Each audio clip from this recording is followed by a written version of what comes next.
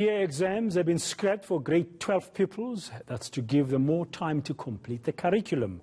But will this set them back, especially because in 2020 they lost out on time to learn due to the COVID-19 lockdown? Well, joining me now to unpack this is education expert Professor Brahm Fleisch. Prof, good afternoon. Welcome to the Media View. Thank you very much for your time. I guess it was, in a way, inevitable or unavoidable because these pupils were in grade 11 last year. They couldn't finish the curriculum last year.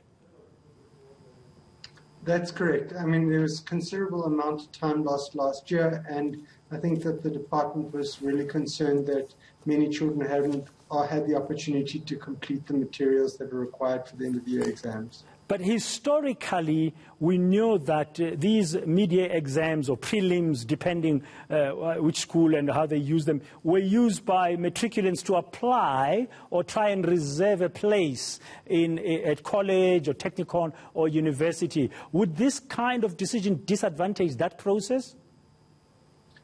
I'm not 100% sure, but I'm fairly confident that the department has discussed the matter with our higher education institutions.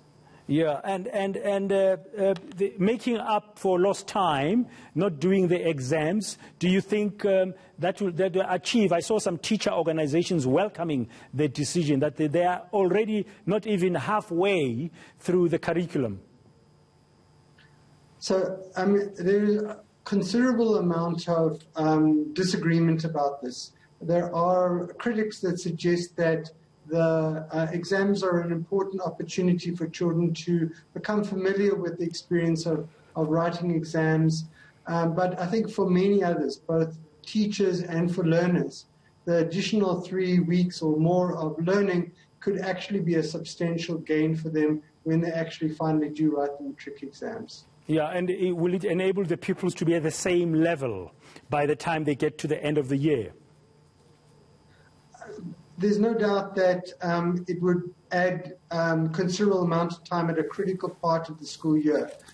Whether they'll be at the same level, that's an empirical question. We're absolutely not confident that there'll be sameness across the system. But even in the best of years, we still have a very uneven and unequal education system. Yeah, if there was anything that you, from your perspective, would be a concern that as they do this, as they suspend the mid-year exams and they focus on catching up, if they had to do something, the schools, to enable these matriculants to really feel that by the end of the year they are ready, what would it be?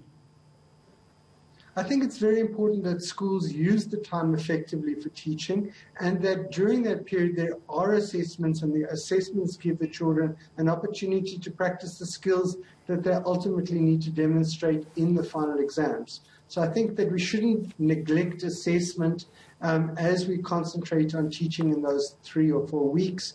We should not only be focusing on teaching, but also ensuring that the assessment practices, the assessment tasks that the teachers give do provide a really important opportunity for them to practice the kinds of assessment tasks that inevitably will be in their final exam, in the matric exam in October, November. Sounds like very good advice to me. Thank you very much, Professor Brahm Fleisch, educational expert, talking to us there about the decision by the Department of Basic Education to cancel the normal historical mid-year exams for matriculants as they prepare for the end of the year. Very interesting advice there indeed. Now,